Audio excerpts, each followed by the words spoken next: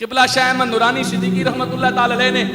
یہ ستمبر کے حوالے سے بات کر رہا ہوں 7 ستمبر کو الحمدللہ پاکستان کے آئین میں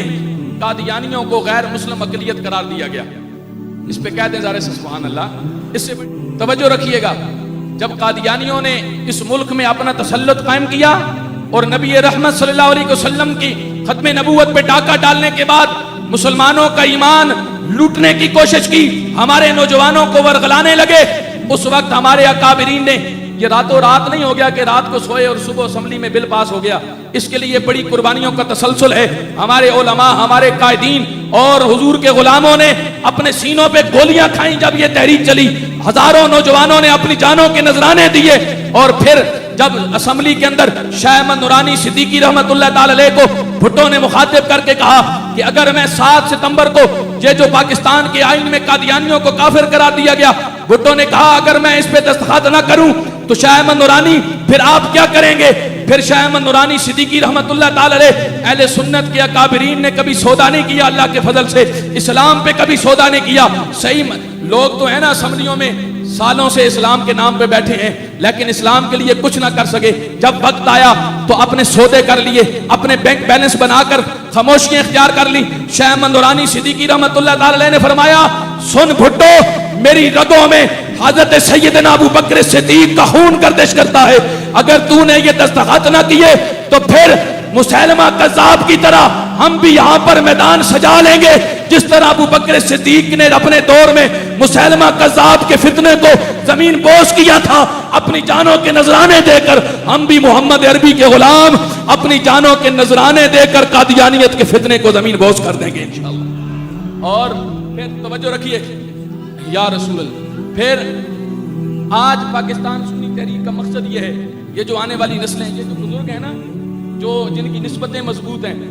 ان کو الحمدللہ کوئی گمراہ نہیں کر سکتا اللہ کی فضل سے۔ خطرہ ہے آنے والی نسلوں کا، ان نوجوانوں کا، ان کو بچائیں، ان کے عقائد کو اتنا مضبوط کر دیں کہ اگر کسی موڑ پر کوئی قادیانی ان کو خریدنے کی کوشش کرے،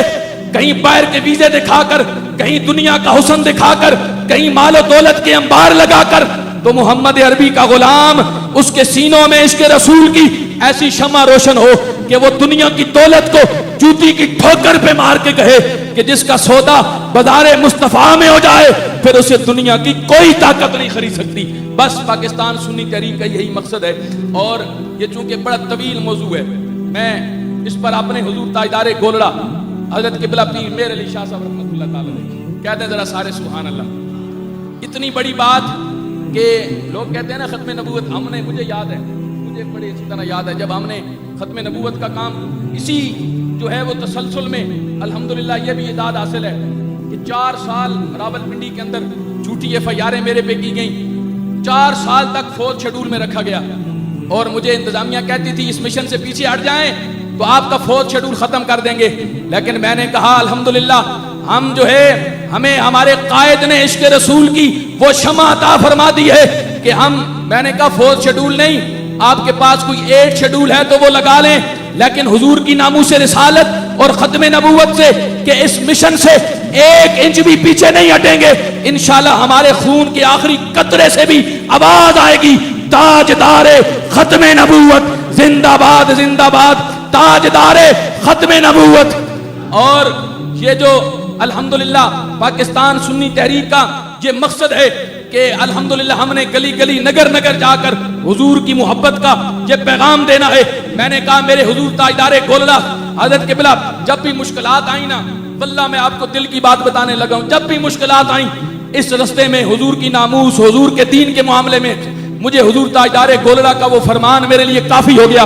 آپ نے فرمایا تھا کہ لوگوں جب تم ختم نبوت کا کام کرو، اگر دنیا کی کوئی طاقت تمہیں ڈرانے کی کوشش کرے تم نے گھبرانا نہیں، اس لیے کہ جو ختم نبوت کا کام کر رہا ہے وہ اس بات پہ تسلی رکھے کہ اس کی پشت پہ محمد عربی کا ہاتھ موجود ہے، دست اقدس موجود ہے۔ یہ میرے حضور تاجدار گولڑا کی نوید ہم میرے ساتھ ہے، ہم سب کے ساتھ ہے انشاءاللہ، ہم سب نے مل کر ختم نبوت کے کاز کے لیے کام کرنا ہے۔